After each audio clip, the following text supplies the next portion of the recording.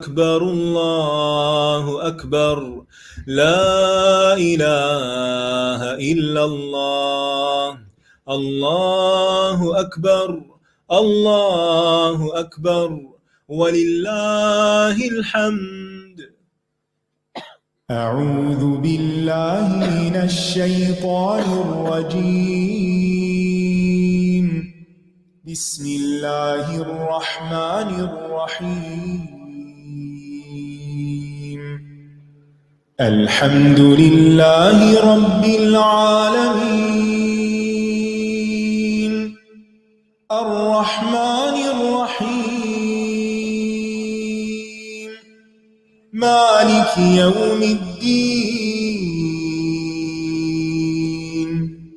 إياك نعبد وإياك نستعين اهدنا الصراط المستقيم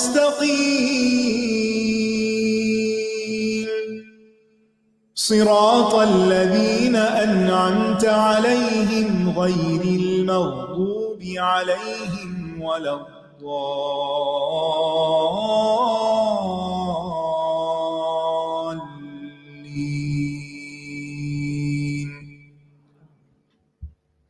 السلام علیکم ورحمۃ اللہ وبرکاتہ.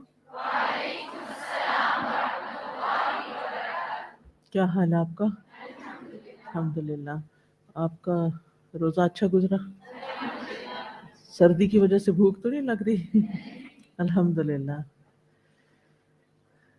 تو کل ہم نماز کے بارے میں بات کر رہے تھے اور فرائض کی ادائیگی کے بارے میں کہ انسان جب اپنے فرائض ادا کرتا ہے تو اس سے اللہ سبحانہ تعالیٰ کا قرب حاصل ہوتا ہے، اور جب انسان فرائض کے علاوہ نوافل کا اہتمام بھی کرتا ہے تو اس سے انسان کو اللہ تعالیٰ کی محبت ملتی ہے، جیسا کہ قرآن مجید میں بھی آتا ہے قُلْ إِن كُنتُمْ تُحِبُّونَ اللَّهَ فَاتَّبِعُونِي يُحْبِبْكُمُ اللَّهُ وَيَغْفِرْ لَكُمْ ذُنُوبَكُمْ.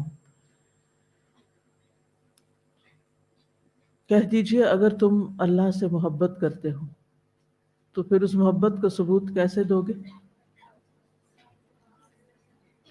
محبت کا ثبوت کیسے ہوگا؟ عمل سے. عمل اس کی گواہی دے گا کہ واقعی تم اللہ سے محبت کرتے ہو یا نہیں. یہاں ایک اور کانسیپٹ بھی واضح کرتی جاؤں کہ اسلام میں یعنی قرآن و سنت میں جتنی بھی آیات یا احادیث آئی ہیں ان سب میں اللہ سبحانہ تعالیٰ سے محبت کی بات کی گئی ہے، عشق کی نہیں. عشق جو ہے یہ عام طور پر انسانوں سے کرتے ہیں، ٹھیک ہے؟ تو اللہ اور اس کے رسول صلی اللہ علیہ وسلم سے محبت کی جاتی ہے. ان دونوں میں تھوڑا سا فرق بھی ہے اگر ان کی ڈیپتھ میں آپ جائیں.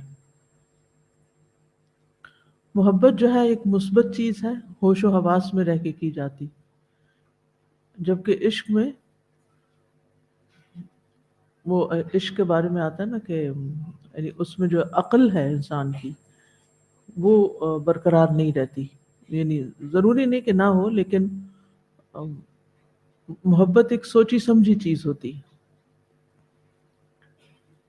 تو اسی لیے آپ دیکھیں کہ یہاں پر یہ بتایا گیا کہ یہ محبت کوئی صرف جذبات کی محبت نہیں ہوگی، جذباتی محبت نہیں ہوگی کہ اگر تمہیں اللہ سے محبت ہے تو پھر تم رسول اللہ صلی اللہ علیہ وسلم کی پیروی کرو. تو مطلب اس میں کیا یعنی معنی کیا بنتا ہے کہ اگر تمہیں اللہ سے محبت ہے تو پھر کیا کرو؟ کیا کرو؟ جب انسان کو کسی سے محبت ہوتی ہے تو کچھ کرتا ہے نا، یا کچھ کرنے کو دل چاہتا ہے. تو جب لوگ سنت کی پیروی نہیں کرتے تو پھر وہ محبت میں کیا کرتے ہیں؟ اللہ کی محبت میں کیا کرتے ہیں؟ ڈانس کرتے ہیں اور قوالیاں گاتے ہیں اور اسی طرح کے کام کرتے ہیں جس میں وہ پرواہ نہیں کرتے کہ اللہ تعالیٰ کا حکم کیا ہے، اللہ تعالیٰ کو کیا پسند ہے. وہ صرف جذبات کی شدت کا اظہار کرتے ہیں، جبکہ قرآن مجید ہمیں کیا بتاتا ہے قُلْ إِن كُنتُمْ تُحِبُّونَ اللَّهَ فَاتَّبِعُونِي، کہ کہ محمد صلی اللہ علیہ وسلم کا اتباع کرو، کیونکہ آپ کی لائف سب سے زیادہ بیلنسڈ لائف تھی، توازن والی زندگی تھی۔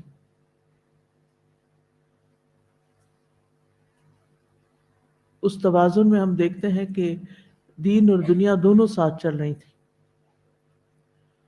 تو بہرحال اگر ہم سب اللہ سے محبت کرتے ہیں تو ہمیں نوافل کا اہتمام کرنا ہے، اور اس میں سب سے پہلے ہم نماز کو لیں گے، کیونکہ نماز کا حساب سب سے پہلے ہونا ہے۔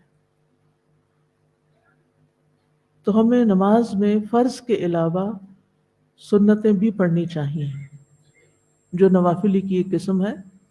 نبی صلی اللہ علیہ وسلم نے فرمایا، جو شخص ہمیشہ 12 رکعات پڑھے گا تو اللہ تعالیٰ اس کے لیے جنت میں ایک گھر بنائے گا۔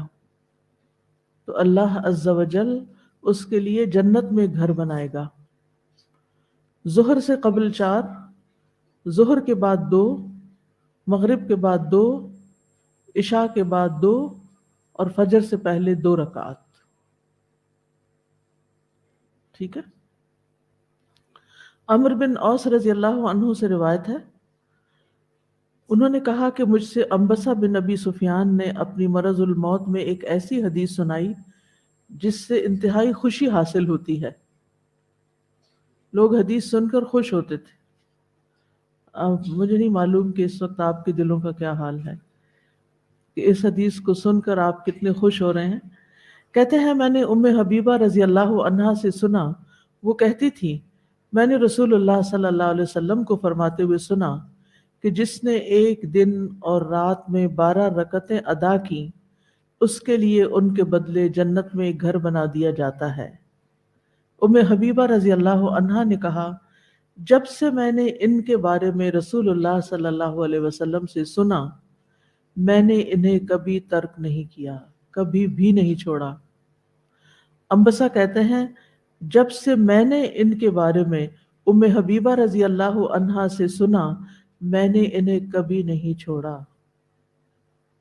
اور آپ کیا کہیں گے؟ کہ جنت میں گھر چاہیے نا، ٹھیک ہے نا؟ تو آج سے انشاءاللہ جس وقت کلاس ختم ہوگی پہلے آپ سنت پڑھیں گے، پھر فرض ہوگی، پھر اس کے بعد سنت۔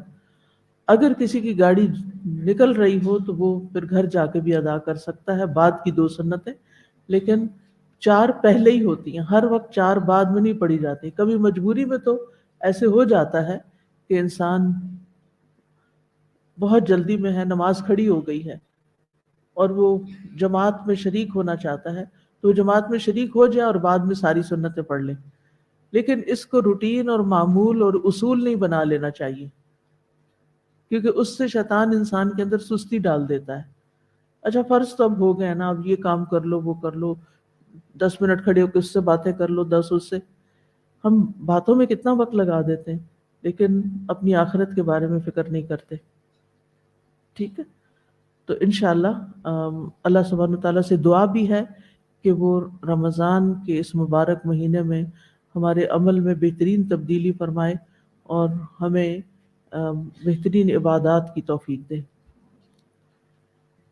چلیے شروع کرتے ہیں ہم۔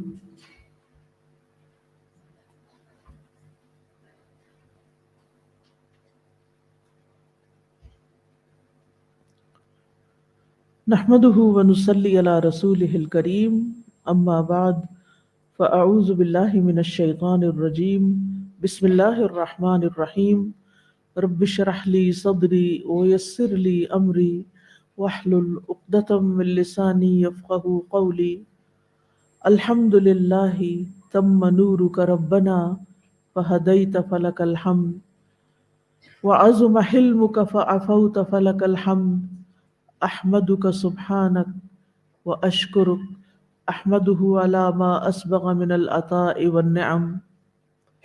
تمام قسم کی حمد اللہ کے لیے ہے، اے ہمارے رب، تیرا نور کامل ہے، پس تو نے ہدایت دی، پس تیرے لیے حمد ہے۔ تیری بردباری عظیم ہے، پس تو نے معاف کیا، پس تیرے ہی لیے حمد ہے۔ میں تیری حمد بیان کرتی ہوں، تو پاک ہے، اور میں تیرا شکر ادا کرتی ہوں۔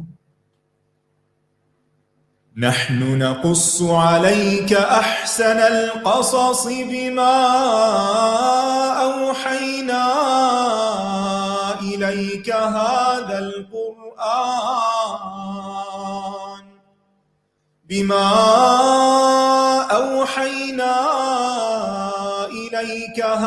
القرآن وإن كنت من قبله لمن الغافلين.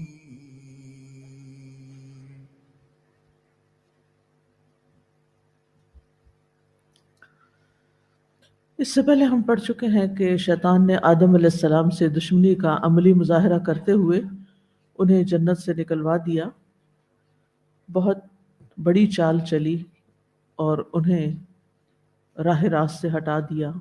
جس درخت سے اللہ تعالیٰ نے پھل کھانے سے منع کیا تھا اسی کا پھل کھلوا دیا، جس کی وجہ سے اللہ تعالیٰ نے آدم علیہ السلام سے ناراضگی کا اظہار کیا.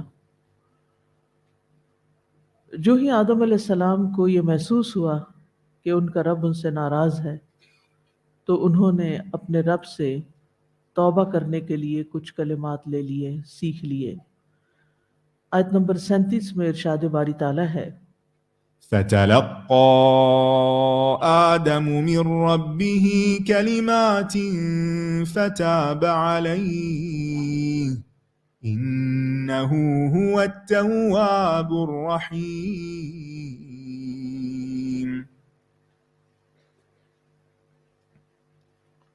پھر آدم نے اپنے رب سے توبہ کے چند کلمات سیکھ لیے تو اللہ نے اس پر مہربانی کی، بے شک وہ بہت توبہ قبول کرنے والا، نہایت رحم فرمانے والا ہے. جب آدم علیہ السلام نے جنت سے نیچے اترنے کا حکم سنا تو بے چین ہو گئے، بے تاب ہو گئے، اپنی غلطی کا اعتراف کر لیا تو اللہ تعالیٰ نے ان کو توبہ کے کلمات سکھا دیے.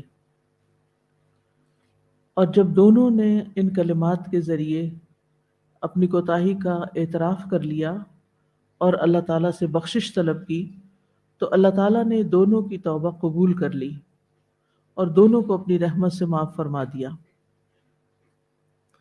مگر زمین پر آنے میں اور بھی بہت سی حکمتیں اور مصلحت تھیں، اور فرشتوں اور جنات کے درمیان ایک نئی نوع انسانی کا وجود میں آنا بھی تھا، اور انہیں شرعی احکامات کا مکلف بنانا بھی مقصود تھا. اور ان مقاصد کا ذکر آدم علیہ السلام کی تخلیق سے پہلے ہی کر دیا گیا تھا کہ انی جاعل فی الارض خلیفہ. اس لیے خطا معاف کرنے کے بعد بھی زمین پر اترنے کا جو حکم تھا وہ منسوخ نہیں ہوا، یعنی وہ تو آنا ہی آنا تھا کیونکہ آپ پیدا ہی زمین کے لیے ہوئے تھے. تو انہیں بطور امتحان زمین پر اتار دیا گیا، اور زمین پر آ کر امتحان میں پڑھنے سے پہلے انہیں جنت میں یا پہلے ہی یعنی زمین پر آنے سے پہلے ہی ایک امتحان سے گزارا گیا، اور عملی طور پر یہ بتا دیا گیا کہ شیطان تمہارا دشمن ہے، اگر تم اس کی بات مانو گے تو پھر جنت میں نہیں جا سکو گے. جنت اطاعت گزاروں کا گھر ہے، فرما برداروں کا، عبادت گزاروں کا، متقین کا، محسنین کا، توابین کا. تو فرمایا فتلقى آدم من ربه کلمات. تلقی عربی زبان میں ملاقات کرنے کے لیے استعمال ہوتا ہے. اسی طرح کوئی چیز لینا اور قبول کرنا، جب آپ کسی سے ملاقات کرتے ہیں، کسی کو ویلکم کرتے ہیں تو ایک طرح سے اس کو قبول کر رہے ہوتے ہیں، لے رہے ہوتے ہیں. یعنی آدم علیہ السلام نے اپنے رب سے کچھ کلمات اخذ کیے، پھر اس کے مطابق دعا کی تو اللہ تعالیٰ نے ان کی دعا کو قبول کر لیا. اور تلقی میں چونکہ ملاقات کا معنی بھی ہے تو اس لیے تلقی کے معنی میں یہ بھی آتا ہے کہ اکرام اور مسرت یعنی خوشی کے ساتھ کسی کا استقبال کرنا. قرآن مجید میں آتا ہے وَتَتَلَقَّاهُمُ الْمَلَائِكَةُ، فرشتے ان کا استقبال کریں گے یعنی خوشی سے. اسی طرح تلقی کا معنی یہ بھی ہے کسی چیز کو خوب بھانپتے اور سمجھتے ہوئے قبول کرنا اور سیکھنا، یعنی خوشی سے لینا، اس کو ویلکم کرنا اور اس کو سیکھنا پھر. یعنی جب اللہ تعالیٰ نے ان کو توبہ کے کلمات سکھائے تو آدم علیہ السلام نے ان کو شوق اور رغبت کے ساتھ قبول کر لیا، سیکھ لیا. ایک ہوتا ہے مجبوری کے مارے سیکھنا اور ایک ہوتا ہے شوق سے سیکھنا. ان دونوں میں بڑا فرق ہے اور دونوں کے نتائج میں بھی بڑا فرق ہے. جو لوگ مارے بندے مجبوری کے تحت آتے ہیں کلاس میں، ان کا رویہ کچھ اور ہوتا ہے. وہ مجبوری سے ہی بیٹھے رہتے ہیں، وہ سارا وقت اذیت میں رہتے ہیں، وہ تھکے تھکے رہتے ہیں، وہ آدھی بات سنتے ہیں آدھی نہیں سنتے، وہ پریزنٹ ہوتے ہوئے بھی غیر حاضر ہوتے ہیں. لیکن جو لوگ شوق سے آتے ہیں وہ پہلے پہنچنے کی کوشش کرتے ہیں، آگے بیٹھنے کی کوشش کرتے ہیں، پھر توجہ سے سنتے ہیں، پھر اس کو خوشی سے لیتے ہیں، پھر اس پر غور و فکر کرتے ہیں، ریفلیکٹ کرتے ہیں، پھر اس کے بعد اس پر عمل کی کوشش بھی کرتے ہیں. تو اس کا نتیجہ بالکل کچھ اور ہوتا ہے. وہ ایک نئے انسان بن جاتے ہیں. قرآن ان کو ایک نیا انسان بنا دیتا ہے، اللہ کا پسندیدہ انسان بنا دیتا ہے. تو ان دونوں رویوں میں بہت فرق ہے. اللہ سبحانہ وتعالیٰ نے اس سے پہلے آدم علیہ السلام کو نام سکھائے تھے. وَعَلَّمَ آدَمَ الْأَسْمَاءَ، یہاں بخشش کے کلمات سکھائے ہیں، لیکن سکھانے کی بجائے آدم علیہ السلام کے پارٹ پر جو تلقی ہے، خوشی سے قبول کرنا، اس کا ذکر کیا گیا. یہ نہیں کہا گیا کہ اللہ تعالیٰ نے ان کو پھر بخشش حاصل کرنے کے کلمات سکھا دیے. سکھائے تو اللہ ہی نے ہیں، الہام تو اللہ تعالیٰ نے کیے، لیکن آدم علیہ السلام نے خوشی سے لیا ان کو. یہ صرف وہی شخص توبہ کے کلمات خوشی سے لیتا ہے، کوئی نئی دعا سیکھتا ہے تو خوش ہو جاتا ہے، جس کو اپنے گناہوں کا احساس ہوتا ہے، جس کو اپنی کمی کا اعتراف ہوتا ہے، جو اپنی خطاؤں کو مان لیتا ہے کہ مجھ میں کمی ہے، مجھے اور لینے کی ضرورت ہے، سیکھنے کی ضرورت ہے.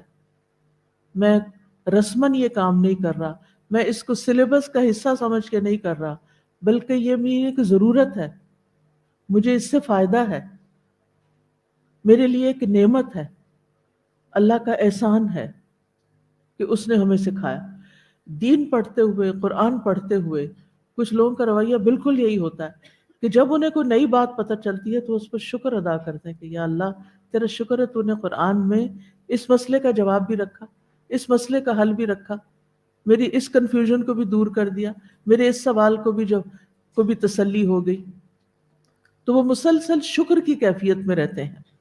ہر نئی چیز ملنے پر ان کے اندر تلقی ہوتی ہے، وہ خوشی سے استقبال کرتے ہیں، ویلکم کرتے ہیں. تو یہی کیفیت ہے یہاں پر کہ آدم علیہ السلام نے جو کلمات اخذ کیے جو ان کے لیے بڑے فائدے کے تھے، اور انہیں پتہ چل گیا کہ ان کے ذریعے بخشش ہو جائے گی اور اللہ تعالیٰ راضی ہو جائیں گے، تو انہوں نے پھر ان کو شوق سے لیا. اور یہاں پر آپ دیکھیے فتلقا ہے، فا. عام طور پر لوگ یہ چھوٹے چھوٹے جو حروف ہوتے ہیں نا، ان کو نظر انداز کر جاتے ہیں، اور ان کی وجہ سے معنی میں جو فرق آتا ہے اور معنی کے اندر جو گہرائی آتی ہے اس کو نظر انداز کر جاتے ہیں. تو یہ جو فا ہے یہ کس چیز کو انڈیکیٹ کر رہا ہے؟ ان کے ایکشن کو. فتلقا یعنی اس میں ان کی طرف سے جو فوری ری ایکشن ہے، یعنی یا فوری ایکشن کہنا چاہیے، اس کو انڈیکیٹ کر رہا ہے. یعنی چھوٹا سا لیٹر ہے فا، لیکن اس کا مطلب یہ ہے کہ انہوں نے اس کو تو فوراً ان کو لے لیا، پھر لے لیا. عام طور پر فا کا ترجمہ کیا کیا جاتا ہے؟ تو، پھر، لہذا. تو انہوں نے اس کو بس لے لیا. آپ دیکھیے کہ عموماً یہ ہوتا ہے کہ ہمیں کوئی چیز مل رہی ہوتی ہے، کوئی نعمت مل رہی ہوتی ہے، یا کوئی چیز کسی مشکل کا سلوشن ہمارے سامنے آ رہا ہوتا ہے تو ہم اس کو لینے میں جلدی نہیں کرتے، اس کے بارے میں غور نہیں کرتے. تو یہاں پر انہوں نے دیر نہیں لگائی بلکہ اس کو لے لیا.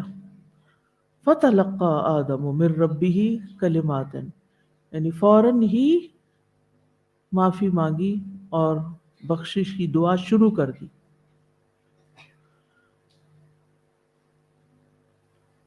یہ کلمات کیا تھے؟ ربنا ظلمنا انفسنا وان لم تغفر لنا وترحمنا لنکونن من الخاسرین. اے ہمارے رب، ہم نے اپنی جانوں پر ظلم کیا، اگر تو نے ہمیں بخشا نہیں اور ہم پر رحم نہیں کیا تو یقیناً ہم ضرور خسارہ پا جائیں گے. تو جو ہی یہ کلمات ان کو الہام کیے گئے، وہی کیے گئے کہ وہ ان کلمات کے ذریعے اللہ تعالیٰ سے بخشش طلب کر لیں، تو انہوں نے فوراً ہی ان کلمات کو پڑھنا شروع کر دیا.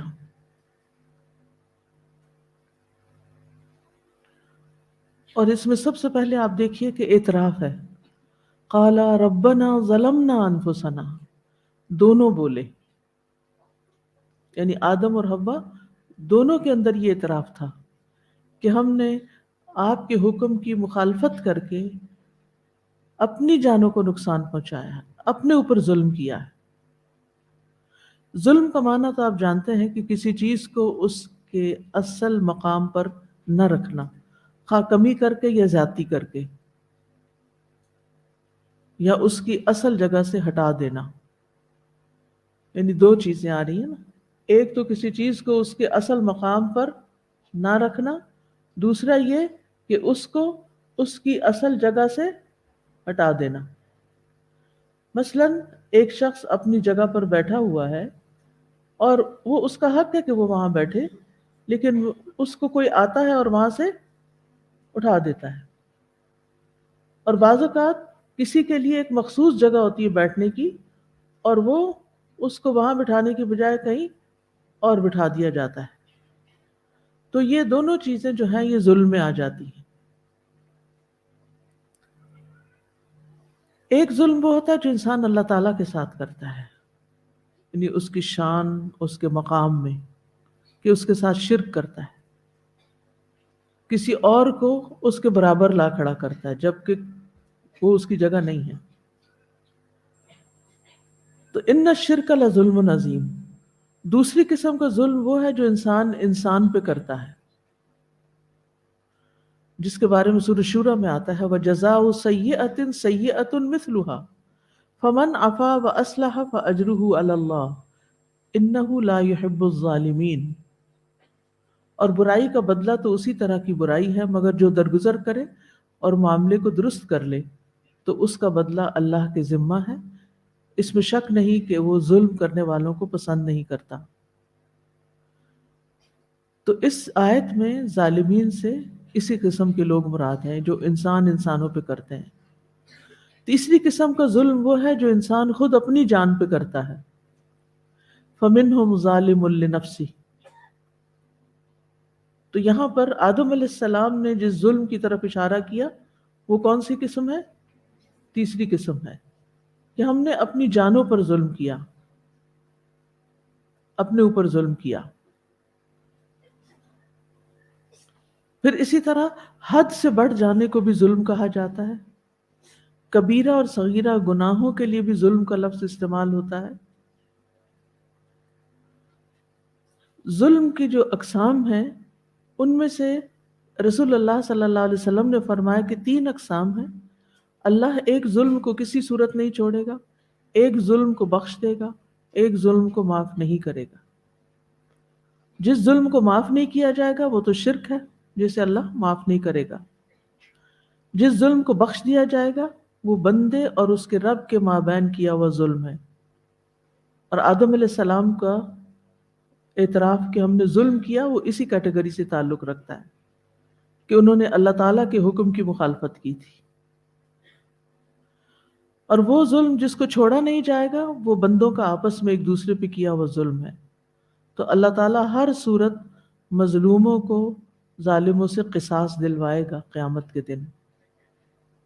اس لیے دنیا میں ہی ایک دوسرے سے سوری کر لینی چاہیے، معافی تلافی کر لینی چاہیے کہ کل قیامت کو کوئی شخص اٹھ کے ہمارا گریبان نہ پکڑ لے. کیونکہ جب تک پھر وہ بندہ معاف نہیں کرے گا اللہ تعالیٰ بھی اس کو معاف نہیں کریں گے. تو بندوں کے حقوق بڑے اہم ہوتے ہیں. بندوں کے ساتھ زیادتی کر کے ہم اپنا دل تو ٹھنڈا کر لیتے ہیں، لیکن پھر اپنا اعمال نامہ بھی سیاہ کرتے ہیں، اپنے اوپر ہی دراصل ظلم کر رہے ہوتے ہیں. تو کہ دوسرے لفظوں میں کسی پہ ظلم کرنا کیا ہے؟ دراصل اپنے آپ پر ظلم کرنا ہے.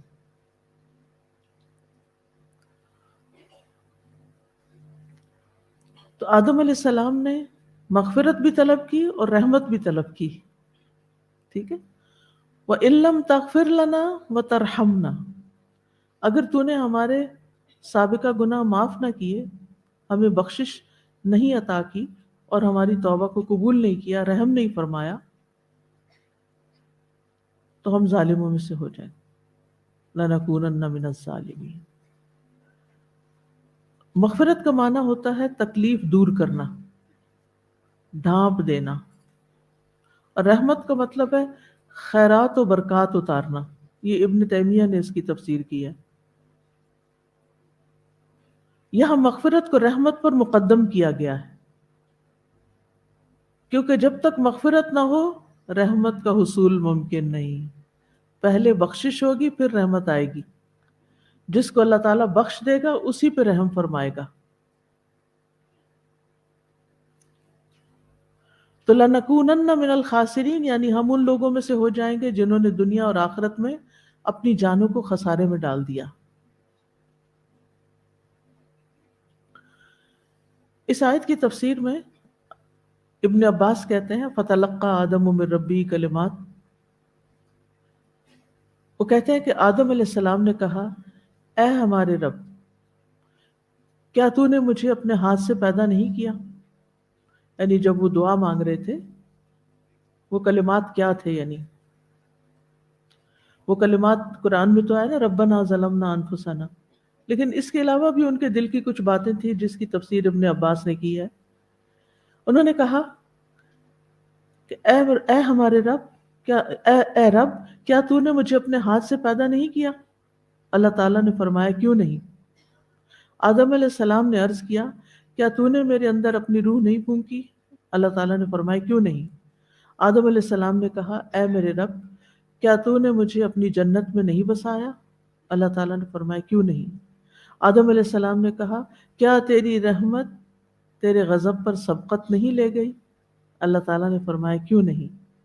آدم علیہ السلام نے کہا اگر میں توبہ کر لوں اور اپنی اصلاح کر لوں تو کیا مجھے اپنی جنت میں تو واپس لوٹا دے گا؟ اللہ تعالیٰ نے فرمایا ہاں کیوں نہیں؟ تو ابن عباس نے کہا اس قول فتلقى آدم من ربه کلمات سے یہی مراد ہے، یعنی یہ باتیں انہوں نے اپنے رب سے کی اور پھر اس کے بعد وہ الفاظ ادا کیے ربنا ظلمنا انفسنا وَإِن لَّمْ تَغْفِرْ لَنَا وَتَرْحَمْنَا لَنَكُونَنَّ مِنَ الْخَاسِرِينَ.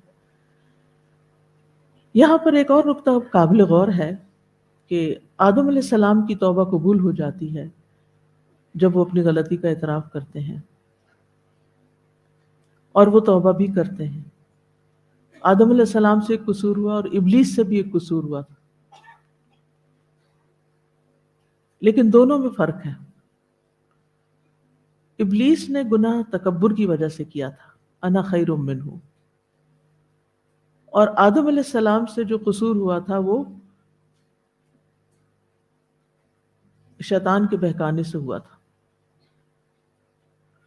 تو جس کی نافرمانی گناہ کی بنیاد پر ہوتی ہے، تکبر کی بنیاد پر ہوتی ہے، وہ رجوع نہیں کرتا، اور جس کی نافرمانی بھول چوک کی بنا پہ ہوتی ہے وہ رجوع کر لیتا ہے.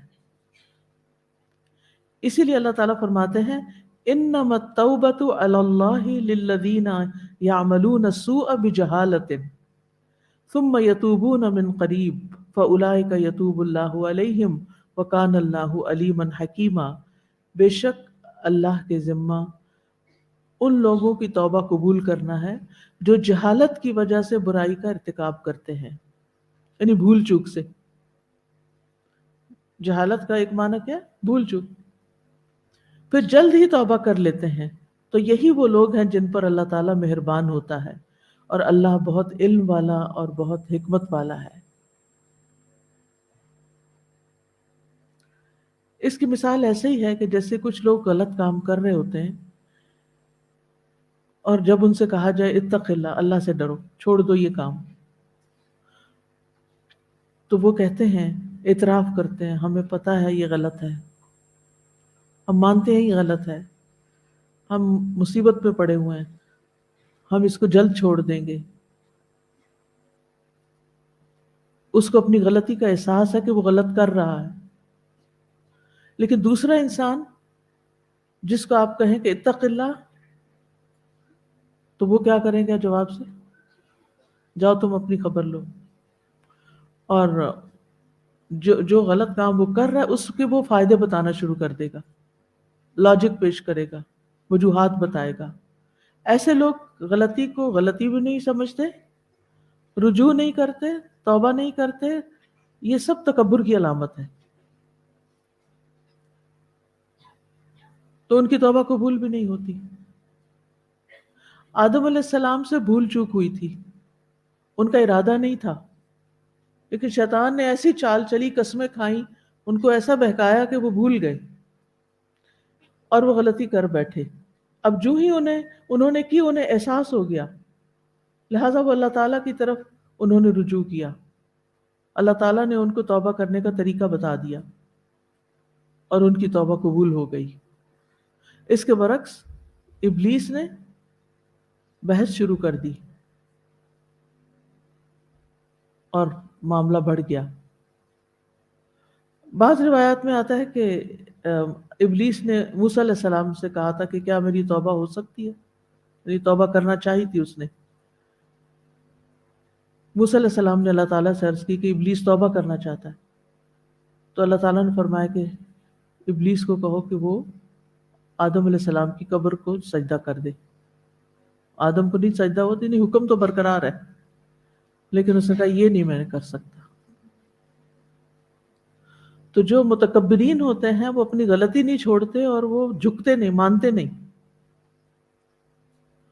اب دیکھیں، دو لوگوں کے بیچ میں بھی کوئی اونچ نیچ ہو جاتی ہے کبھی، ہم انسان ہیں، جو ہی احساس ہو کہ میری غلطی ہے تو کیا کرنا چاہیے؟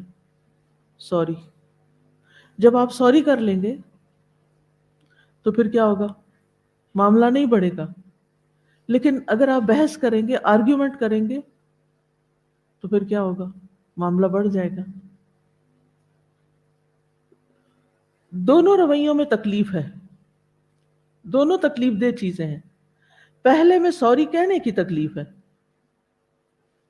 یعنی آپ نے کوئی ایسی چیز کی جس سے دوسرا ہرٹ ہوا، جب اس نے اپنی شکایت کی کہ میں ہرٹ ہوئی ہوں یا ہوا ہوں اس بات سے، تو جس نے ہرٹ کیا جانے یا انجانے وہ کہے سوری، میرا یہ مقصد نہیں تھا، اگر آپ پھر بھی ہرٹ ہوئے تو سوری۔ معاملہ کیا ہوگا؟ ایک سوری لفظ بولنے سے کیا ہوگا؟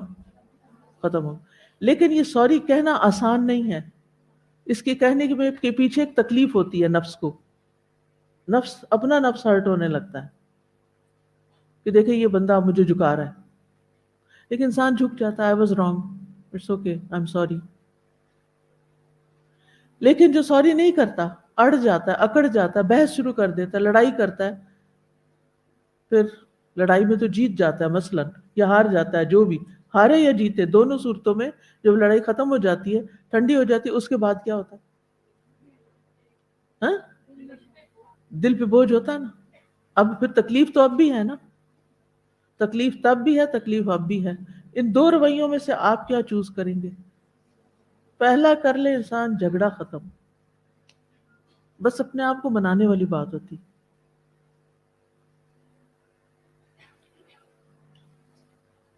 اور ویسے بھی پہلے بھی میں نے آپ سے یہ بات کی تھی کہ جب انسان سے کوئی غلطی ہوتی ہے تو ایسا نہیں ہوتا کہ اچانک ہی ہو جاتی ہے، اس کے پیچھے ہمارا تھاٹ پروسیس ہوتا ہے، وہ کافی عرصے کا وہ سلسلہ چل رہا ہوتا ہے. یعنی مثلاً کسی شخص سے اگر ہماری فریکوینٹ لڑائی ہو رہی ہے، ہر دوسرے دن، تو وہ اس وقت اچانک، یعنی کوئی نہیں، کوئی چیز گری تو لڑائی شروع ہو گئی، کہ وہ چیز گرنا نہیں ہے اصل بات. وہ اصل بات کیا ہے؟ پیچھے دل میں کچھ رکھا ہوا ہے، وہ کچھ چیزیں جمع ہیں جن کو معاف نہیں کیا گیا، جس کی وجہ سے کیا ہوتا ہے، ذرا سی کوئی وجہ بنی اور سارا غصہ پھر سے باہر آ گیا. پھر انسان یہ بھی نہیں پرواہ کرتا کہ رمضان ہے، یہ بھی پرواہ نہیں کرتا کہ میں روزے سے ہوں، یہ بھی پرواہ نہیں کرتا کہ میں کہاں کس کے سامنے کھڑا ہوں. بس پھر وہ اپنا غصہ نکالنا شروع کر دیتا ہے. تو یہ کسی کے خلاف بھی جو ہم غصہ نکالتے ہیں نا، یہ غصہ کسی وقتی کوئی چیز ٹریگر تو کرتی ہے اس کو، لیکن وہ وقتی نہیں ہوتا، اس کے پیچھے بہت بہت دنوں کی یا مہینوں یا سالوں کی غلط روش ہوتی ہے یا بدگمانی ہوتی ہے جو پائل اپ ہو رہی ہوتی ہے. اسی لیے کہا کہ نا فاعفو واصفحوا، یعنی جب معاف کرو تو اس طرح کرو کہ دل سے بھی نکالو. اگر دل میں رکھا ہوا نا تو پھر وہ بہت جلدی دوبارہ ریپیٹ ہو جائے گا. اب مثال کے طور پر اگر کسی کو مثلاً کوئی کڈنی پرابلم ہو گیا ہے، تو آپ کا کیا خیال ہے کہ وہ کوئی 2-3 دن پہلے اس نے وہ کل میں نے کچھ یہ کھایا تھا اس لیے آج مجھے کڈنی پرابلم ہو گیا، ایسا ہوتا ہے؟ کوئی لیور پرابلم ہو گیا ہے تو یہ ہے کہ وہ میں نے کل، میرا خیال ہے کہ کوئی چیز پی لی تھی تو آج مجھے لیور پرابلم ہو گئی. نہیں، ایسے نہیں ہوتا. ایون یہ جو نزلہ زکام ہے نا، تو ہم کہتے ہیں کہ وہ میرا فلاں سے انٹریکشن ہو گیا تو اس لیے مجھے نزلہ ہو گیا. یہ نہیں ہے، یہ تو آخری سبب بنا نا جو آپ کو نظر آ رہا ہے. یہ اس سے پہلے بہت سی سالوں کی غلطیاں آپ کرتے آ رہے ہیں. وہ آپ کی باڈی بیچاری ان کو ایکسپٹ کرتی گئی. ایک دن آ کے اس نے ریئیکٹ کر دیا، نو مور، میری بس ہے، اب کچھ کرو اپنا. ہارٹ اٹیک ایک دن میں ہو جاتا ہے؟ نہیں، یہ ساری چیزیں اس کے پیچھے پائل اپ ہوتی ہیں.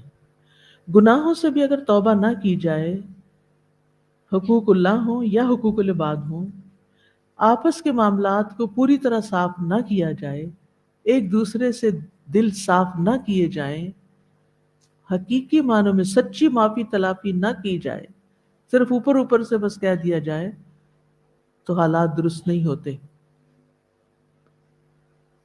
ابلیس کے اندر بھی وہ تکبر کافی عرصے سے پائل اپ ہو رہا تھا کچھ وجوہات کی بنا پر. آدم علیہ السلام کو اگرچہ کئی فضیلتیں دی گئی تھیں مگر ان کے اندر تکبر نہیں تھا، ان کے اندر بھول تھی، اور اپنی فطرت پہ ہونے کی وجہ سے وہ ابلیس کی جھوٹی باتوں میں آ گئے تھے، اس کی فریب کاری میں آ گئے تھے. اور جو ہی احساس ہوا کہ مجھ سے غلطی ہو گئی تو فوراً توبہ بھی کر لی. ابلیس کا چونکہ ایک سوچا سمجھا پیٹرن تھا، تھاٹ پیٹرن تھا اس کا، اس لیے اس نے ریگریٹ نہیں کیا، توبہ نہیں کی، اور اللہ تعالیٰ نے اس کو معاف بھی نہیں کیا. اس کو اور اس کی اولاد کو اور اس کے پیچھے چلنے والوں کو کیا کر دیا؟ کیا فرمایا؟ لَأَمْلَأَنَّ جَهَنَّمَ مِنْكَ وَمِمَّنْ تَبِعَكَ مِنْهُمْ أَجْمَعِينَ. اور یہاں کیا ہے؟ فَتَابَ عَلَيْهِ، اللہ تعالیٰ ان پر مہربان ہو گیا، اللہ نے ان کی توبہ قبول کر لی. توبہ کا لفظی معنی ہوتا ہے رجوع کرنا. جب ان کے ساتھ متعدی کیا جائے تو معنی ہوتا ہے نافرمانی سے رجوع کر کے اطاعت کی طرف پلٹنا، اور جب اللہ کے ساتھ متعدی ہو تو معنی ہوتا ہے توبہ قبول کرنا. تابہ علیہ کا اسی لیے معنی کیا جاتا ہے توبہ قبول کر لی. یعنی جب بندہ نافرمانی سے توبہ کرتا ہے اور اللہ بندے پر مہربان ہوتا ہے تو اس کا معنی ہوتا ہے کہ بندے نے توبہ کی اور اللہ تعالیٰ نے توبہ قبول کر لی.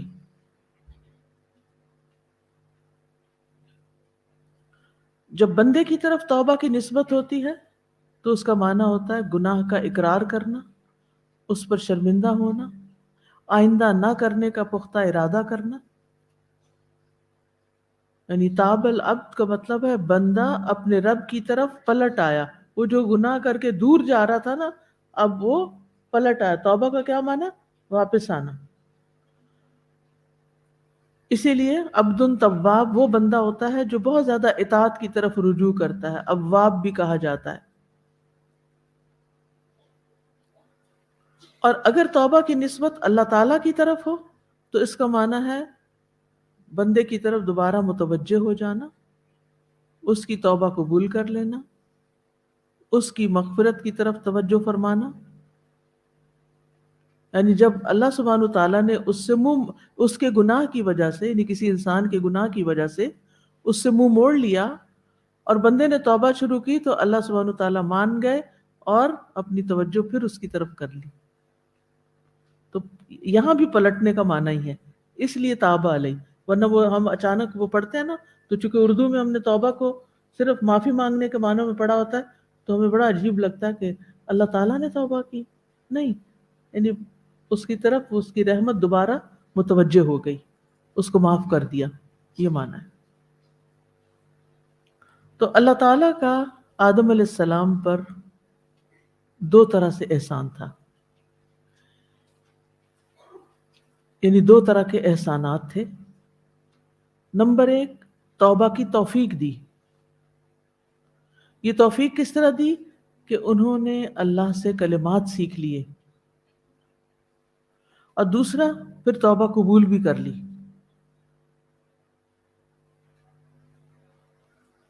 یعنی توفیق بھی اسی نے دی اور توبہ بھی قبول اسی نے کی. کلمات بھی خود سکھائے کہ اس طرح توبہ کر سکتے ہو. پچھلے رمضان میں نے ایک پروگرام کیا تھا قریب و مجیب، بہت ہی انجوائے کیا تھا میں نے. دعاؤں سے متعلق تھا کہ اللہ سبحانہ تعالیٰ قریب بھی ہے، مجیب بھی ہے، ہمارے قریب بھی ہے، ہماری دعائیں سنتا بھی ہے، جواب بھی دیتا ہے، رحمان و رحیم ہے.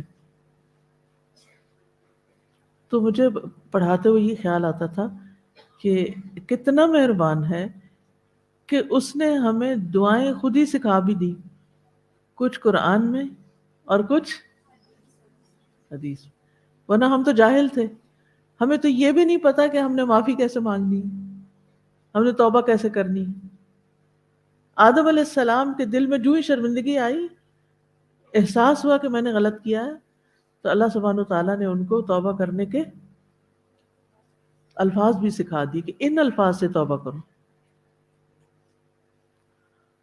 جب بھی کوئی دعا آپ کے دل پر الہام ہو، یعنی بعض اوقات ایسا ہوتا ہے نا کہ کوئی خاص دعا ہمارے منہ سے نکل، اسلاف کی ایسی بہت سی دعائیں ہیں. یعنی ایک دعائیں وہ ہیں جو قرآنی دعائیں ہیں، ایک وہ ہیں جو مسنون دعائیں ہیں، سنت میں آئی ہیں، ثابت ہیں، صحیح ہیں، صحیح سند کے ساتھ ہیں. وہ رسول اللہ صلی اللہ علیہ وسلم کی دعائیں ہیں. اسی کی ذیلی کیٹیگری ایک اور بھی ہے، وہ ہیں آئی تو حدیث میں ہے لیکن ضعیف حدیث میں آئی ہیں. اب بہت سے لوگ اس خلش میں پڑھ رہے تھے یہ تو ضعیف ہے حدیث، دعا مانگے کہ نہ. یہ مقصد نہیں ہے. مقصد صرف اتنا ہے کہ اس کی نسبت نبی صلی اللہ علیہ وسلم کی طرف نہ کریں کہ یہ نبی صلی اللہ علیہ وسلم کی دعا ہے، یہ نہ کہیں، بلکہ دعا کے اچھے الفاظ کو آپ اڈاپٹ کر سکتے ہیں. چاہے حدیث ضعیف ہے لیکن دعا کے الفاظ میں کوئی غلطی نہیں ہے، لہٰذا آپ وہ دعائیں مانگ سکتے ہیں، کیونکہ ان میں بھی بعض اوقات بڑی خوبصورت الفاظ ہوتے ہیں جو ہمیں خود نہیں آتے ہوتے مانگنے. پھر ایک چیز ہے، تیسری چیز ہے اسلاف کی دعائیں، عام لوگوں کی دعائیں. اسلاف کی دعائیں جیسے امام ابن تیمیہ کے کہ وہ یہ دعا کیا کرتے تھے، اللہ یا معلم ابراہیم علمنی و یا مفہم سلیمان فہمنی. تو اب یہ بڑی ایک خوبصورت طریقہ ہے دعا مانگنے کا. ہمیں ایسے الفاظ نہیں آتے، تو کبھی کبھی ایسا بھی ہوتا ہے کہ ہمیں بہت اچھے الفاظ یا کوئی بہت اچھی بات مانگنے کے لیے دل میں آ جاتی کہ یہ مانگ لوں اپنے رب سے. کبھی تو سمجھ ہی نہیں آتی کیا مانگے. قبولیت کا بھی وقت ہوتا ہے اور ہم اس میں بھٹک ہی رہے ہوتے ہیں سلیکشن میں. لیکن کبھی کبھی ایسے ہوتا ہے کہ اچانک دل کے اندر سے کوئی دعا نکلتی. یہ دراصل اللہ کی توفیق ہوتی ہے آپ کے لیے کہ اللہ تعالیٰ یہ چیز آپ کو دینا چاہتا ہے، لہٰذا وہ آپ کو وہ کلمات سکھا دیتا ہے. اب ایسے جتنی بھی دعائیں ہیں وہ بھی آپ مانگ سکتے ہیں. آپ یہ نہ کہیں اس کا ریفرنس دے دیں. بعض اوقات کوئی اچھی دعا کسی کی پوسٹ کی جاتی ہے نا تو لوگ فوراً کہتے ہیں اس کا ریفرنس دے دیں. بھائی اس کا ریفرنس کوئی نہیں ہے، یہ کسی کے الفاظ ہیں، کسی نے مانگے تھے خوبصورت الفاظ سے، آپ بھی مانگ لیں. شیئر اس لیے کر رہے ہیں کہ ایسے الفاظ ہمیں خود سے نہیں آتے مانگنے، کہ لوگ کیسے کیسے اللہ سے مانگتے تھے. کچھ لوگوں کو مانگنے کا بڑا ڈھنگ آتا ہے، بہترین الفاظ کی سلیکشن ہوتی ہے، کچھ لوگوں کو نہیں ہوتی. ہر ایک کا اپنا اپنا ہے. اس دفعہ یہ جو دعائیں ایپ ہے نا، اس کے اندر اگر آپ نیچے جائیں نا، جو نیچے والی بار ہوتی ہے ان سب کو کلک کر کے دیکھیں ان کے اندر کیا ہے. ایک کو آپ کلک کریں گے تو اس میں آپ کو قریب و مجیب کے سارے لیکچرز بھی ملیں گے اور دعائیں بھی ملیں گی. ایک اور کو کلک کریں گے تو اس میں الورد المصفى المختار، یہ دعاؤں کی ایک کتاب ہے جس میں قرآنی دعائیں بھی ہیں، مسنون بھی ہیں اور دیگر دعائیں بھی ہیں. لیکن اس میں بھی ایسی ایسی خوبصورت دعائیں ہیں جو اللہ کے نیک بندوں نے مانگی ہیں، اور انہوں نے ان کو اکٹھا کر دیا ہے کہ کوشش کریں کہ رمضان میں ایک بار وہ ساری دعائیں آپ مانگ لیں. یعنی اگر آپ اس کو کلک کر لیتے ہیں نا الورد المصفى المختار اور پڑھنا شروع کر دیتے ہیں، مانگنا شروع کر دیتے ہیں، تو اس کو آپ کلوز نہ کریں ایپ کو. تو جہاں آپ نے آج چھوڑا ہے کل آپ دوبارہ شروع کریں گے وہیں سے آپ کو مل جائے گی آگے آگے آگے پورا، اور بک مارک بھی کر سکتے ہیں آپ. تو وہ دعائیں جو ہیں وہ کیسی دعائیں ہیں، کیا کہیں گے ان کو؟ اسلاف کی دعائیں یا مفید دعائیں، پسندیدہ دعائیں. انہوں نے ان کتاب کے مؤلف نے ان کا نام، کتاب کا نام رکھا وہ الورد. ورد کہتے ہیں نا جو ورد کیا جاتا ہے، ذکر کیا جاتا ہے اللہ کا. المصفى صاف کیا ہوا، یعنی اس میں کوئی غلط الفاظ نہیں. المختار سلیکٹڈ، چنا ہوا، یعنی مختلف جگہوں سے اس کو اکٹھا کیا گیا ہے.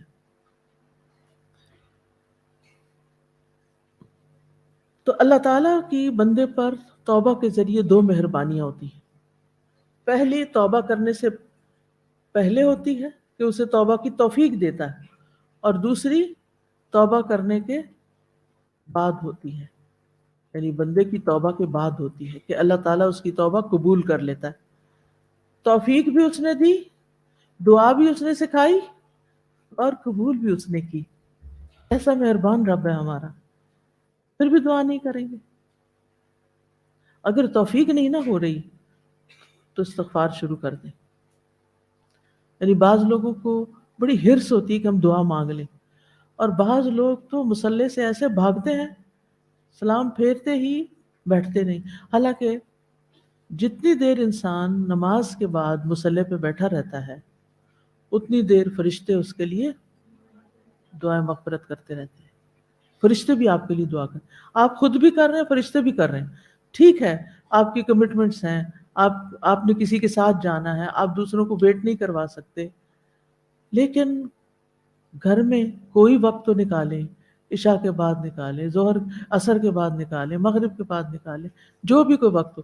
یہ نہیں کہ گھر والوں کو بٹھا چھوڑیں کھانے کی ٹیبل پہ کہ جی میں فرشتوں کی دعائیں لے رہی ہوں اس وقت کیونکہ روزہ کھولا ہے میں نے اور نماز پڑھی ہے.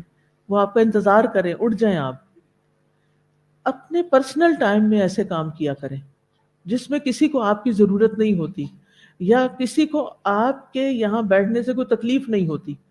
کیونکہ اگر آپ گاڑی میں لوگ انتظار کر رہے ہیں اور آپ مصلے پہ بیٹھ رہے ہیں تو پھر تو رحمت مشکل ہی ہے، کیونکہ آپ دوسروں کو تکلیف دے رہے ہیں نا، وہ الگ بات. لیکن اب بعض اوقات یہ ہوتا ہے کہ ہم خود ہی بس سست ہوتے ہیں، سلام پھیرا بس اٹھ گئے، سلام پھیرا اور جلدی سے بس بھاگ نکلے. تو جب آپ کے پاس وقت ہو، یہ ہر ایک اپنا فیصلہ خود کرے، تو ضرور تھوڑی دیر بیٹھ کر سکون سے دعا کرے. قرآن پاک پڑھنے کے بعد قبولیت کی گھڑیوں میں، بارش ہو رہی ہو وہ بھی قبولیت کے اوقات میں سے ہے. کل تو بہت ساری قبولیتیں جمع ہو گئی تھی. جمعہ بھی تھا، جمعہ کی آخری گھڑی، پھر روزہ بھی تھا، اور پھر بارش بھی ہو رہی تھی، اور پھر علم کی مجلس اور بہت ساری چیزیں. الحمدللہ جس کو اللہ نے توفیق دی، جس نے جو مانگا. تو اب اس دعا کا فائدہ کیا ہوا؟ اللہ تعالیٰ نے توبہ قبول کی اور اللہ تعالیٰ نے ان کو چن لیا. وَعَصَىٰ آدَمَ رَبَّهُ فَغَوَىٰ ثُمَّ اجْتَبَاهُ رَبُّهُ فَتَابَ عَلَيْهِ وَهَدَىٰ. اور آدم نے اپنے رب کی نافرمانی کی تو وہ بھٹک گیا، پھر اس کے رب نے اسے چن لیا، پس اس پر مہربان ہوا اور اس کی رہنمائی کی. اس پر مہربان ہوا اور اس کی رہنمائی کی. آدم علیہ السلام اللہ تعالیٰ کے چنے ہوئے بندوں میں سے تھے. ٹھیک ہے، اس کی دلیل ایک اور جگہ سے ملتی ہے. سورۃ آل عمران میں آتا ہے ان اللہ اصطفیٰ آدم، ان اللہ اصطفیٰ آدم. اللہ تعالیٰ نے آدم علیہ السلام کو چن لیا، کئی وجوہات کی بنا پر چن لیا. یہاں پر معاف کرنے کے بعد پھر سے چن لیا. ایک اور چیز یہ کہ یہاں اللہ سبحانہ وتعالیٰ نے صرف آدم علیہ السلام کو مخاطب کیا. فَتَلَقَّى آدَمُ مِن رَبِّهِ كَلِمَاتٍ فَتَابَ عَلَيْهِ، اور یہ نہیں فرمایا کہ فَتَابَ عَلَيْهِمَا، جبکہ جنت کا پھل آدم اور حوا دونوں نے کھایا تھا.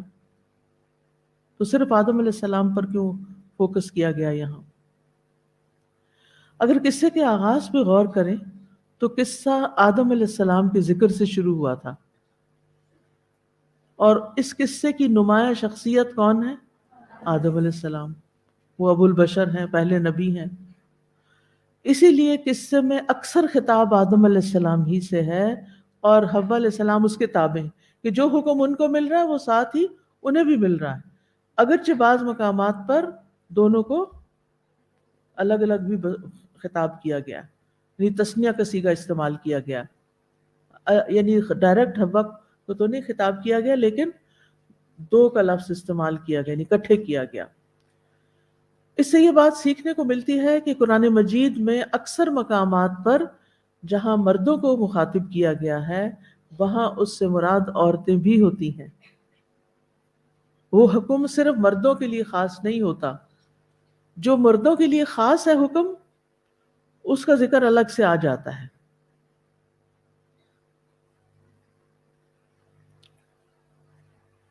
تو قصے کے شروع میں بھی آدم علیہ السلام کو کہا گیا اسکن، اور قصے کے اختتام پر بھی صرف آدم علیہ السلام کا ذکر ہوا.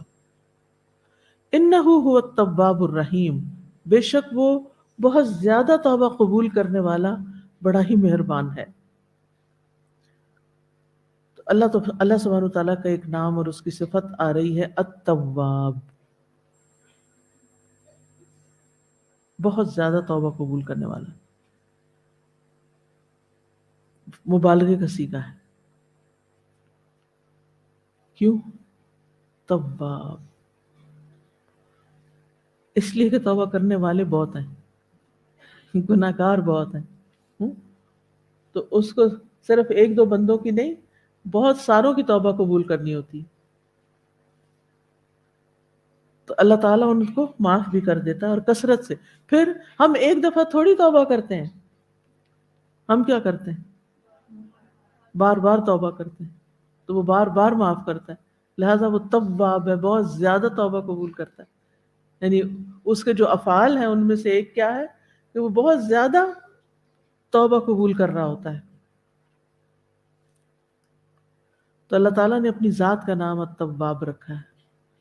الرحیم، وسیع مغفرت والا، التواب الرحیم. اور اس کی رحمت میں سے ہے کہ جس کی وجہ سے وہ بندوں میں سے جس کو چاہتا ہے پہنچاتا ہے، اور ان کو توبہ کی توفیق دیتا ہے، ان کو معاف کرتا ہے، ان سے درگزر فرماتا ہے. تو اس آیت سے سیکھنے کی جو باتیں ہمیں پتہ چلی وہ یہ کہ اللہ تعالیٰ نے آدم علیہ السلام پر بہت بڑا احسان کیا ان کو کلمات سکھا کر. پھر یہ کہ آدم اور حوا کا ربنا ظلمنا انفسنا کہنا ہی وہ کلمہ ہے جو اللہ تعالیٰ نے آدم علیہ السلام کی طرف ڈالا، تو آدم علیہ السلام نے اس کو قبول کر لیا. پھر اسی کلمے کی وجہ سے اللہ نے ان کی توبہ قبول کر لی. پھر یہ کہ اپنے ظلم کا اعتراف کرنا اللہ تعالیٰ کو پسند ہے، اور یہ اللہ تعالیٰ کی طرف سے معافی کا سبب بنتا ہے. کیا چیز معافی کا سبب بنتی ہے؟ اپنے ظلم کا اعتراف کرنا.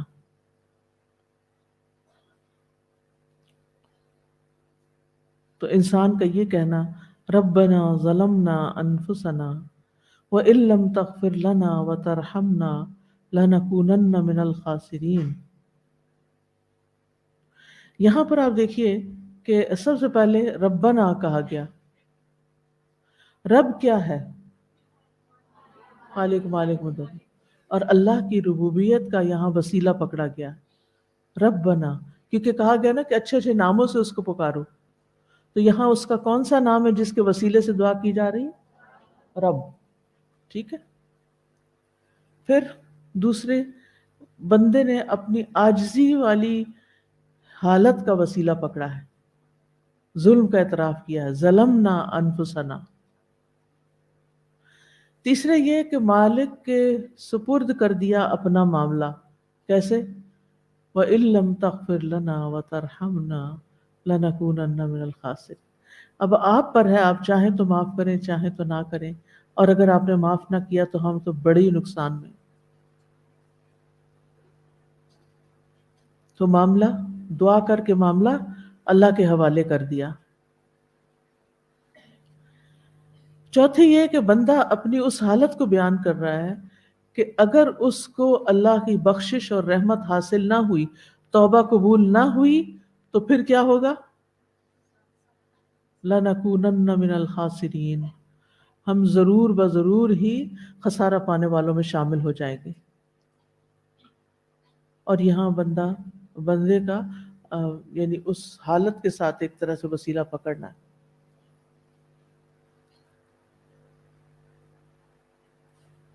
بندہ مضبوط ہے، اسٹرانگ ہے جب تک رب اس کے ساتھ ہے، اور بندہ انتہائی کمزور ہے جب رب اس کے ساتھ نہیں، رب اس سے ناراض ہے.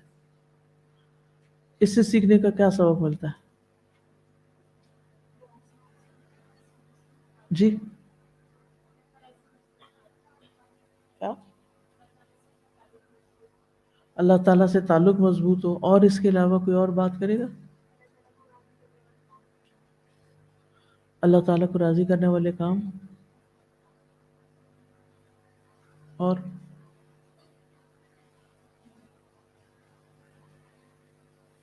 استاذہ اگلے دن ایک بچی نے کسی یونیورسٹی کی اسٹوڈنٹ کا واقعہ سنایا کہ اس نے ایسی ایکسپیرینس کرنے کے لیے کہ اللہ کے بغیر کیسے زندگی گزرتی ہے، تو کہنے لگی کہ ایک سیمسٹر میں ایز این ایتھیسٹ گزارنا چاہتی ہوں. اور اس میں وہ سیمسٹر پورا نہیں ہوا اور اس دوران اس کی ڈیتھ ہو گئی ہارٹ اٹیک سے.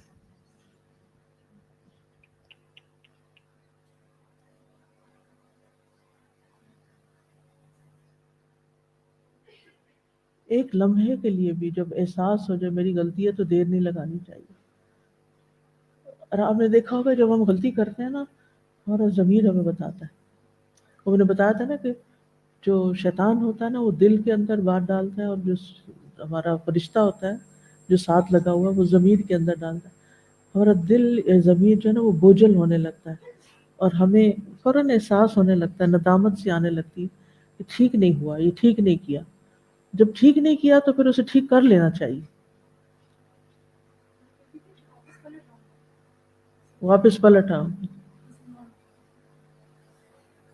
ایک منٹ کے لیے بھی دیر نہیں لگانی. جس وقت احساس ہو کہ غلطی پر ہو فوراً پلٹ جانا چاہیے. تو دعا میں اپنی کوتاہی کا اعتراف، اپنی غلطی کا اعتراف، یہ دعا کی قبولیت کے اہم ترین اسباب میں سے ہے. بعض سلف صالحین سے پوچھا گیا کہ گناہگار کو کیا دعا مانگنی چاہیے، تو انہوں نے کہا وہی دعا مانگے جو اس کے والدین نے مانگی. کون سی؟ ربنا ظلمنا انفسنا وان لم تغفر لنا وترحمنا لنکونن من الخاسرین. اور پھر آپ دیکھیں کہ ہسبینڈ وائف دونوں ہی مل کے دعا کر رہے ہیں، آدم اور حوا مل کے دعا کر رہے ہیں، اجتماعی دعا ہے. ٹھیک. موسیٰ علیہ السلام نے کہا تھا ربی انی ظلمت نفسی فاغفر لی فغفر له. کس گناہ کے بعد کس بات کے بعد یہ ہوا تھا؟ جب ان سے قتل خطا ہو تو ان کا ارادہ نہیں تھا، یاد رکھیے، ان کا ارادہ قطعاً نہیں تھا کہ کسی جان کو لیں، لیکن بس ہو گیا، تب چاہے خطا ہو پھر بھی قتل تو قتل ہے۔ تو انہوں نے فوراً ہی کہا رب انی ظلمت نفسی فاغفر لی، فغفر، اللہ نے معاف کر دیا۔ یونس علیہ السلام نے کیا کہا تھا؟ لا الہ الا انت سبحانک انی کنت من الظالمین۔ ابراہیم علیہ السلام اپنی طرف خطا اور کوتاہی کی نسبت کرتے ہوئے فرماتے ہیں والذی اطمع ان یغفر لی خطیئتی یوم الدین، وہ رب جس سے میں توقع رکھتا ہوں کہ قیامت کے دن میری خطائیں معاف کر دے گا۔ پھر سید الاستغفار ہے، اس میں کیا آتا ہے؟ ابوء لک بنعمتک علی و ابوء بذنبی۔ جی ہاں، نبی صلی اللہ علیہ وسلم نے حضرت ابو بکر کو ایک دعا سکھائی تھی، اللہم انی ظلمت نفسی ظلما کثیرا ولا یغفر الذنوب الا انت فاغفر لی مغفرۃ من عندک وارحمنی انک انت الغفور الرحیم۔ اے اللہ، میں نے گناہ کر کے اپنی جان پر بہت زیادہ ظلم کیا، پس گناہوں کو تیرے سوا کوئی معاف کرنے والا نہیں، پس تو مجھے اپنے پاس سے مغفرت عطا فرما اور مجھ پہ رحم فرما، بے شک تو بہت ہی بخشنے والا اور خوب رحم کرنے والا ہے۔ پھر اس آیت سے یہ بات بھی پتہ چلتی ہے کہ گناہوں کی ایک نحوست ہوتی ہے،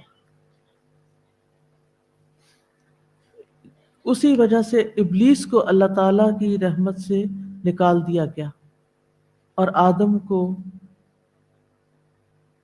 اس نے پھر آدم کو بھی جنت سے نکلوا کے چھوڑا۔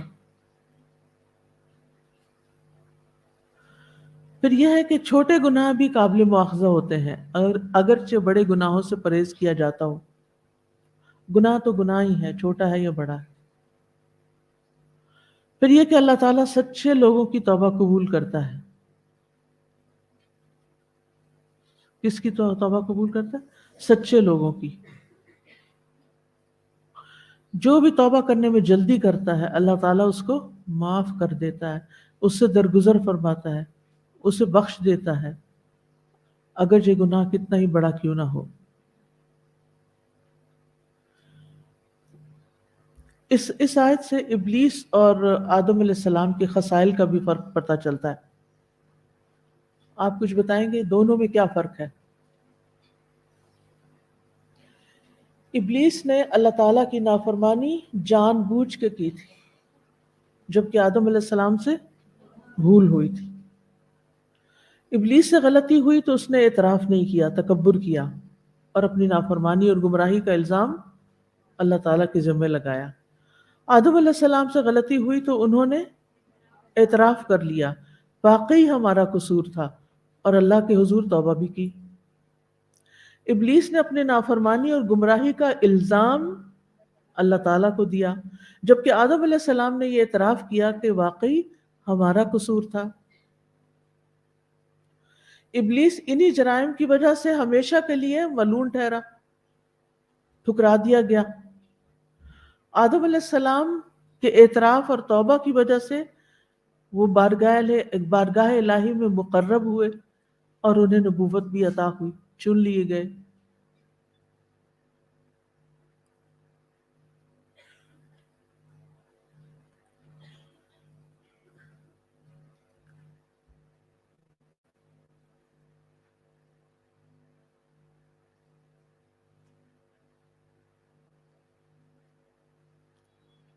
پھر آپ دیکھیے کہ بعض اوقات انسان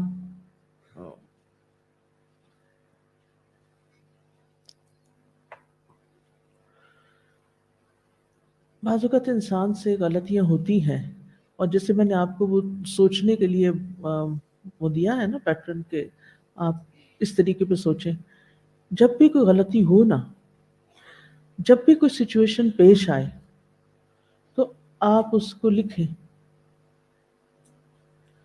کہ یہ غلطی مجھ سے کیوں ہوئی، اس کے پیچھے کیا وجوہات تھی؟ اس میں بیرونی وجوہات کیا تھی، اندرونی کیا تھی، دونوں لکھنی آپ نے. ٹھیک ہے. بیرونی یعنی کسی دوسرے شخص کی طرف سے کیا رکاوٹیں پیش آئیں یا کیا اس کی طرف سے وجہ بنی، اور اندرونی کیا ہوتی ہیں کہ ہمارے اندر کی سوچیں کیا تھیں، ہم نے دوسرے شخص کی بات کو کس طرح قبول کیا.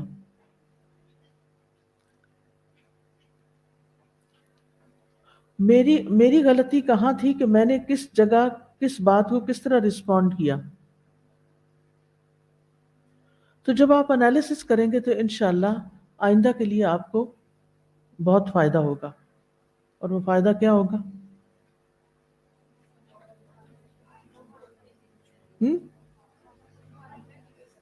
آئندہ کے لیے اصلاح ہو جائے گی. آئندہ کے لیے آپ اس طرح کی سچویشن میں پڑھ کر غلطی دوبارہ کرنے سے بچ جائیں گے انشاءاللہ. یہ فائدہ ہوگا کیونکہ آپ پہلے سے سوچے سمجھے ہوئے ہیں. آپ کو پتہ ہے کہ زندگی میں نا کچھ لوگ زیادہ غصہ دلاتے ہیں. جیسے آپ کے 4 بچے ہیں نا، تو 4 میں سے ایک آپ کو زیادہ غصہ دلاتا ہوتا ہے. ایسے مزاج فرق ہوتے ہیں نا. آپ کیا ہے کہ باقی کے ساتھ تو صبر کر ہی جاتے ہیں، اس کے ساتھ آپ سے صبر نہیں ہوتا. مثلا اب اسی طرح گھر میں 2 بہن بھائی ہیں، ایک کے ساتھ آپ کی بنتی ہے، دوسرے سے نہیں بنتی. ہر دفعہ اسی سے لڑائی ہوتی کیونکہ وہ سیم غلطی ریپیٹ کرتا ہے. اچھا، اسی طرح ماں باپ میں سے بھی ایک کے ساتھ ہماری زیادہ بن جاتی ہے، دوسرے سے نہیں بنتی. ابو ہر وقت کوئی بات کہتے ہیں تو آپ کو غصہ آ جاتا ہے، یا امی کوئی بات کہتی ہے تو کسی کا کوئی فیوریٹ ہوتا ہے، کسی کا کوئی ہوتا ہے. خیر، اب آپ دیکھیے کہ جب آپ سے ایسی کوئی چیز ہوتی ہے تو آپ ایک دفعہ اچھی طرح اپنے آپ کو انالائز اگر کر لینا، کیوں ہوا، کیا ہوا، میں نے کیا کیا، دوسرے نے کیا کہا، اور سچی باتیں لکھیں کیونکہ اپنے آپ کو نہیں دھوکہ دیتے. اچھا، یہ ساری چیزیں ہوں گی نا، اینڈ میں نتیجہ بھی نکالیں گے کہ نیکسٹ ٹائم اگر اس شخص نے ایسا کچھ کیا تو میں یہ جواب دینے کی بجائے جس کی وجہ سے معاملہ زیادہ بگڑا تھا، میرا ریاکشن یہ ہوگا. اپنے لیے خود سجیسٹ کریں گی پھر آپ. اور جو ہی وہ معاملہ پہ نیکسٹ ٹائم جب وہی بات پھر ریپیٹ ہونے لگے یا وہی چیز دوسرے کی طرف سے دوبارہ ہونے لگے تو پھر آپ اپنے آپ کو الرٹ پہ رکھیں کہ آج میں نے کس طرح جواب دینا ہے. آج میں نے وہ غلطی نہیں کرنی جو پہلے کی تھی، کیونکہ وہ اللہ تعالیٰ کو ناپسند ہے. تو اس طریقے سے اپنے اندر آپ خود سیلف انالیسس کرتے کرتے اپنی بہت سی بری عادتوں کو چھوڑ سکتے ہیں.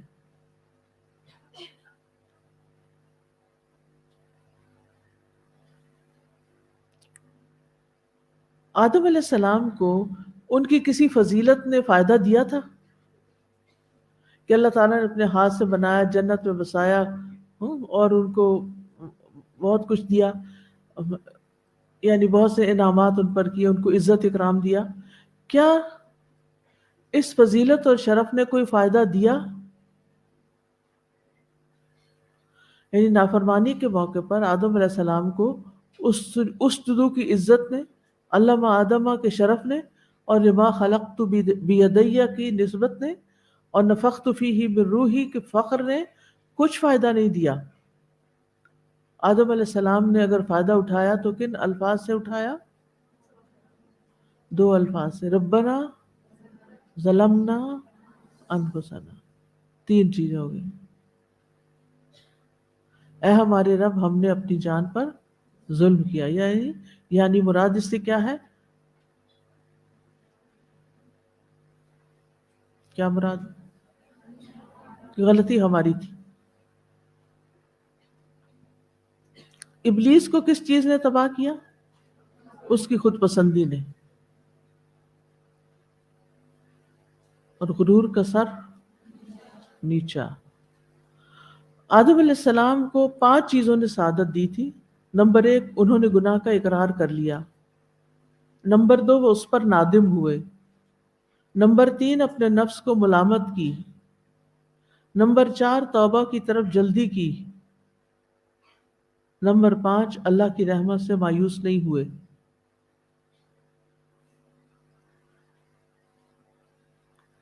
ابلیس بھی 5 چیزوں کے ساتھ بدبخت ٹھہرا. اس نے گناہ کا اقرار ہی نہیں کیا، اس میں ندامت کا اظہار نہیں کیا، اس نے اپنے نفس کو ملامت نہیں کی، اس کو اپنے رب کی طرح منسوب کیا.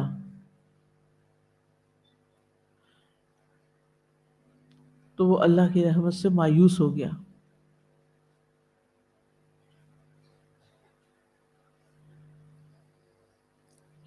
ہمیں کس کے نقش قدم پر چلنا چاہیے؟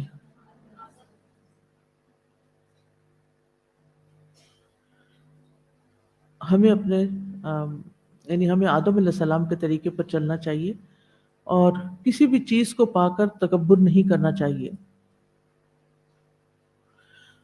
گناہ ہونے کے بعد فوراً ہی توبہ کر لینی چاہیے. توبہ کی شرائط کیا ہیں؟ یہ توبہ علم، حالت اور عمل سے بنتی ہے. علم سے مراد ہے گناہ کو جاننا. اب بعض اوقات 1-2 دفعہ بس کوئی چیز دیکھتے ہیں، نہیں ملتی تو بس چھوڑ دیتے ہیں. حالت سے مراد نفس کا اس خرابی اور نقصان سے تکلیف محسوس کرنا، یعنی ندامت.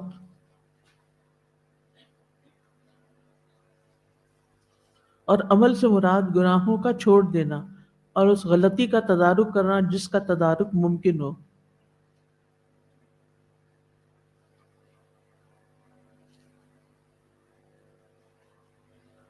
اور توبہ کا مقصد بھی یہی ہوتا ہے.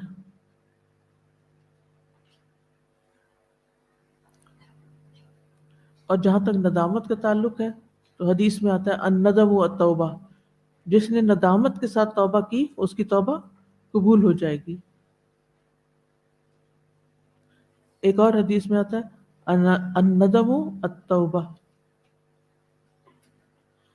ندامت توبہ ہے، شرمندگی توبہ ہے.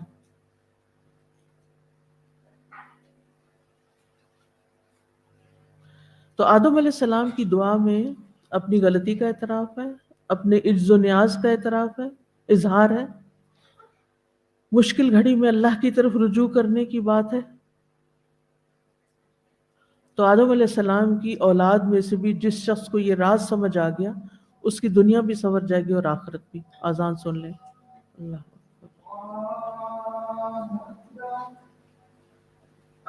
أشهد أن لا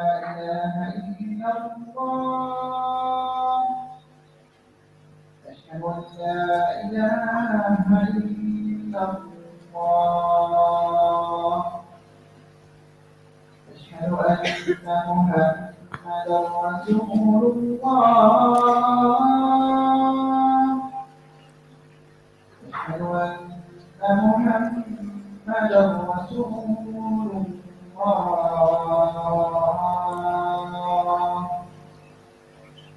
حي على الصلاة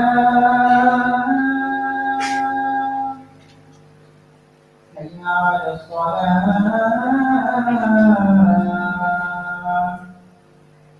حي على الفلاح حي على الفلاح.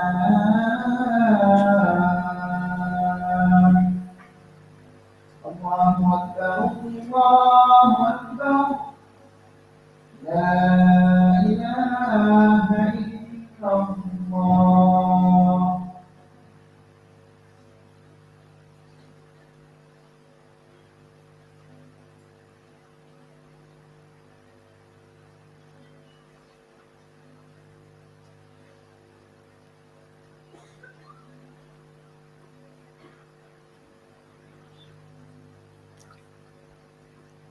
کوئکلی 2-3 چیزیں ہیں اور پھر ہم وائنڈ اپ کرتے ہیں. اس آیت سے یہ بات بھی پتہ چلتی ہے کہ ہمیں رب کی تعظیم کرنی چاہیے، رب کے ساتھ ادب کا معاملہ کرنا چاہیے، اپنی غلطی کا اعتراف کرنا چاہیے، اور جب اللہ تعالیٰ دل میں کوئی دعا الہام کرے تو مانگ لینا چاہیے. پھر یہ کہ اللہ تعالیٰ بہت غفور الرحیم ہے، گناہوں کو بخش دیتا ہے، لا تعداد گناہوں کو بخشنے والا ہے، توبہ کرنے والے سے خوش ہوتا ہے۔ اور بہترین خطا کار کون ہوتے ہیں؟ جو توبہ کرتے ہیں، اور جو اللہ سے معافی کی امید رکھتا ہے اس کو معافی مل جاتی ہے۔ 1000 بار بھی گناہ ہو جائے تو توبہ اور شرمندگی سے معافی مل جاتی ہے، کیونکہ استغفار کرنے کے فائدے ہی فائدے ہیں۔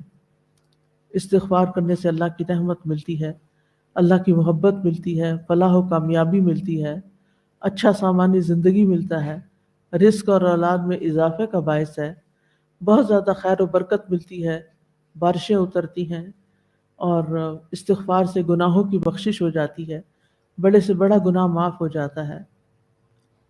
التائب من الذنب کمن لا ذنب لہ، اور فوری طور پر گناہ لکھا ہی نہیں جاتا جو لوگ کثرت سے استغفار کرتے ہیں، حتیٰ کہ ایک فرشتہ 6 گھڑیاں انتظار کر کے پھر اس کے بعد وہ لکھتا ہے۔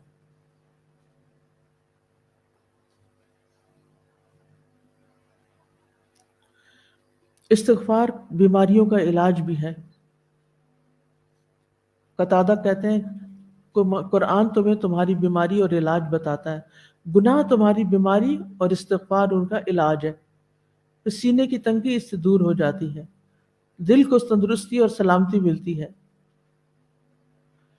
اللہ کا عذاب نہیں آتا، نامہ اعمال سے خوشی ملتی ہے۔ حدیث میں آتا ہے جو یہ بات پسند کرے کہ اس کا نامہ اعمال اسے خوش کر دے تو کثرت سے استغفار کیا کرے، اور یہ جنت میں داخلے کا ذریعہ بھی ہے۔ تو کرنے کے کام یہ ہیں کہ نیکیوں کا موسم بہار ہے، رمضان ہے، سحری کے وقت خوب خوب استغفار کریں، اس سے آپ کے دل بھی پاک ہوگا اور آپ شفا یاب ہوں گے، عافیتیں ملیں گی، بے قرار ہو تو سکون ملے گا، آزمائش ہو تو عافیت ملے گی، اور رسول اللہ صلی اللہ علیہ وسلم کے بعد ہمارے لیے اس میں امن و امان ہے۔ دن میں کم از کم 100 بار ضرور استغفار کریں، مجلس سے اٹھیں تو استغفار کریں، اور سچی توبہ کریں، اور اپنے گناہوں سے ہم ڈرتے رہیں۔ وآخر دعوانا ان الحمد للہ رب العالمین۔ کیونکہ جماعت شروع ہو رہی ہے تو بہتر یہ آج جماعت پڑھ لیں، پھر بعد میں سنت پڑھ لیں۔ کل سے انشاءاللہ تعالی میں ذرا جلدی چھوڑ دوں گی تاکہ آپ سنت پہلے پڑھ لیں۔ اونچی کر دیں آواز، تو آواز اونچی کر دیں، اللہ اکبر کر لیجئے گا کیونکہ نماز شروع ہو رہی ہے۔